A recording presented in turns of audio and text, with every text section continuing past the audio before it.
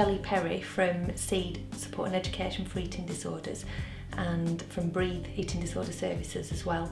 Our motto is change the way you think, change the way you feel, so we look with clients at their underlying negative thought patterns and unhelpful thinking and belief systems.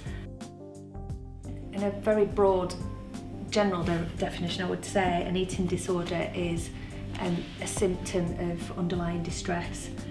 It's an expression of that, really. It isn't about food or weight. Causes can be a range of things usually, but in the individual's perspective, there can be loss or trauma, and one individual's experience of trauma will be very different to another.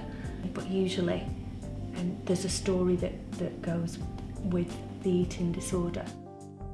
I'm Josie. I've been a sufferer of anorexia nervosa, and I've had treatment as an inpatient and have found the most useful treatment and help support through SEED and Breathe. I'm Ruby, I'm 24. I was first diagnosed with an eating disorder at 17, but I've had an eating disorder since I was 12. My recovery started when I got discharged from being an inpatient, because I was then motivated enough to get better purely for me, as opposed to recovering for everyone else around me. People can support you and push you in the right direction and push you towards recovery and keep and go through treatment, and I don't actually think that's about recovery until that individual with the illness says, I want to get better. That for me is when recovery starts, when you accept your illness and you want to change it. Would you say that it's harder mentally or physically to recover?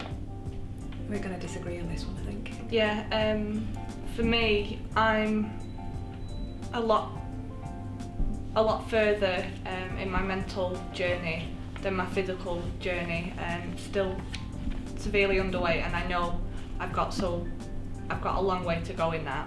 Your head state's probably better than mine, but I'm healthier physically, so that it's different for everybody. It depends on what causes the eating disorder, and obviously how far progressed it is within people as well. I think everybody has their own different symbol of recovery, or their own explanation of it.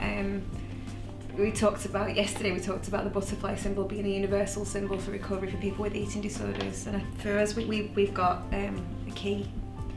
And for us that was about sort of unlocking doors and breaking down barriers and things. Both of us had private treatment, both inpatient and outpatient, but it was the work through SEED and support we both got, both as sufferers and initially for me as a carer of you. We just wouldn't have, I don't think we'd have survived, to be honest. We needed that support, we needed somebody that understood and didn't just treat us as numbers, and which is often the case for people with an eating disorder. It's they try and fit you into boxes, and nobody's actually listening to what's going on for you emotionally, and this service was an absolute godsend for us in terms of providing that.